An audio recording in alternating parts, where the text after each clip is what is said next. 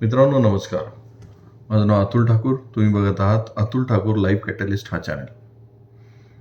मित्रांनो, आमच्या ट्रेनिंग प्रोग्राममध्ये किंवा आमच्या वर्कशॉप्समध्ये आर्थिक साक्षरतेवर ज्यावेळेस आम्ही भर देत असतो किंवा व्यापारी, मध्यम आणि लघु उद्योजक किंवा कुटुंबासाठी आर्थिक साक्षरताचं महत्त्व ज्यावेळेस आम्ही ट्रेन करत असतो, शिकवत असतो, त्यावेळेस एक महत्त्वाचा प्रश्न सगळ्यांना पडत असतो, तो म्हणजे आम्ही नेमकं काय करायला हवं ज्यामुळे आर्थिक स्वातंत्र्य मिळेल. नाव एक लक्षात घ्या, मला आर्थिक स्वातंत्र्य म्हणजे काय हे म्हणायचं हे लक्षात घ्या. आर्थिकदृष्ट्या स्वतंत्र होणे म्हणजे काय, तर तुम्ही तुमचं पॅसिव्ह इन्कमचं लेवल या या लेवलला नेऊन ठेवायचं. पॅसिव्ह इन्कम म्हणजे काय, तर ज्याच्यासाठी तुम्ही काहीच काम करत नाही. तुमच्या गुंतवणुकी किंवा तुम्ही अशा प्रकारचे पैसे मिळवण्याची व्यवस्था निर्माण करून ठेवलेली आहे ज्यासाठी तुम्हाला ॲक्टिव्ह काम करायची गरज नाही.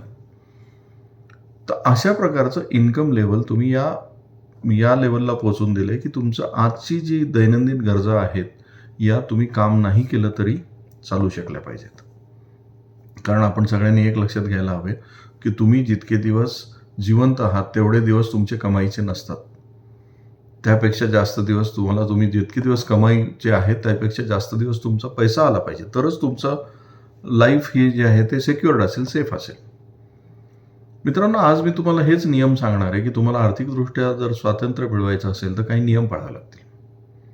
आणि हे अगदी आपण क्रिस्पली बघूया. पुढे त्याच्या डिटेल्समध्ये कधीतरी व्हिडिओज मी करत राहीन, ते पण तुम्ही बघत राहा. पहिला नियम हा पाळायचा की कुठल्याही, आणि हा जो नियम सांगतोय ना, हे तुम्ही 3 वर्ष जर पाळले ना तर तुमचं आर्थिकदृष्ट्या तुम्ही स्वतंत्र होण्याकरता खूप झपाट्याने पाऊल टाकाल किंवा त्या काळात होऊन पडताल.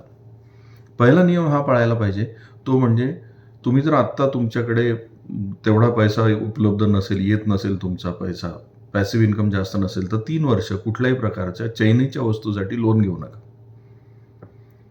म्हणजे उगाच गाडी बदलली, टी व्ही घेतला, दिवाळीला काहीतरी वस्तू विकत घेतल्या, automatic, semi automatic to automatic machine मिळते म्हणून घेऊन टाकली वगैरे वगैरे, या टाईपचे जे खर्च होतात ना, उगाच घरात फर्निचर बनवलं, घर मोठं केलं, 3 वर्ष याला थोडंसं व्यसन लावा. व्यसन म्हणतो मी, व्यसन नाही. आर्थिकदृष्ट्या स्वतःला समृद्ध करायचं आहे तर 3 वर्ष डिसिप्लिन पाळा की कुठल्याही चैनीच्या गोष्टीसाठी कर्ज घ्यायचं नाही. दुसरा नियम हा पाळायचा की पर्सनल लोन्स घ्यायचे नाही. लोन्स जे असतात ना, पर्सनल लोन्स वगैरे, अनसिक्युअर्ड लोन्स आहेत, ह्याचा रेट ऑफ इंटरेस्ट खूप हाय. तर असे कुठलेही लोन्स घ्यायचे नाहीत ज्याचा रेट ऑफ इंटरेस्ट हा पर्सनल लोनच्या लेवलला आहे. हा एक नियम पाळा. तिसरा, क्रेडिट कार्डचा अवास्तव वापर करायचा नाही, किंवा क्रेडिट कार्ड जर असेल तर ते 30% ऑफ द सँक्शन लिमिटच्या वर नाही गेलं पाहिजे. त्याच्यावर वापरायचंच नाही. शक्यतो वापरू नका जर जमत असेल तर, पण जर वापरायचं असेल तर 30%च्या वर त्याचं अप्रूव्ड क्रेडिट लिमिटच्या वर गेलं नाही पाहिजे. फोर्थ थिंग, तुमचा जो घरातला कर्ता पुरुष आहे किंवा कर्ती व्यक्ती आहे त्याचा टर्म इन्शुरन्स असला पाहिजे. आणि टर्म इन्शुरन्स किती असला पाहिजे त्याचा पण नियम आहे. तुमचं जे काही इन्कम तुमचं जे आहे त्याच्या 20 पट तुम्हाला साधारणतः टर्म इन्शुरन्स मिळतो. कुठल्याही कंपनीचा घ्या, पण टर्म इन्शुरन्स घ्या. उगाच बाकीच्या पॉलिसीज घेत बसू नका. सगळ्यांचं टर्म इन्शुरन्सची पण गरज नाही आहे. टर्म इन्शुरन्स तुमच्या घरातला जो एक मुख्य कमवता व्यक्ती आहे त्याच्या नावाचा घ्या, पण टर्म इन्शुरन्स असला पाहिजे. प्रत्येकाचा मेडिक्लेम असला पाहिजे किंवा मेडिकल पॉलिसीज असली पाहिजे, आणि तो साधारणतः 3 लाख ॲव्हरेज असला पाहिजे प्रत्येकाचा. हा नियम पाळा मित्रांनो. आज मेडिकलचे एक्सपेन्सेस वाढत चाललेले आहेत, त्यामुळे प्रत्येकाचा मेडिक्लेम असणं आवश्यक आहे.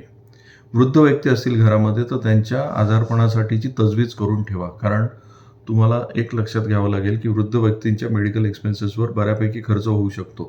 त्याची आत्तापासून तजवीज करून ठेवा. गृहीत नका धरू की ते शेवटपर्यंत त्यांच्या हेल्थची काळजी घेतली जाईल म्हणून. मेडिकलच्या एक्सपेन्सेस लहान मुलं आणि वृद्ध व्यक्ती यांना जास्त लागतो, हे लक्षात घ्या. त्यामुळे वृद्ध व्यक्ती जर घरात असतील किंवा काही दिवसांनी ओल्ड एजमध्ये जाणार असतील तर त्यांच्या हेल्थसाठीची काळजी घ्या, आणि त्यांच्या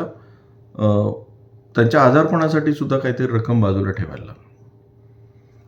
त्यानंतरचा एक नियम पाळायचा, तो म्हणजे बजेटिंग करायला शिका.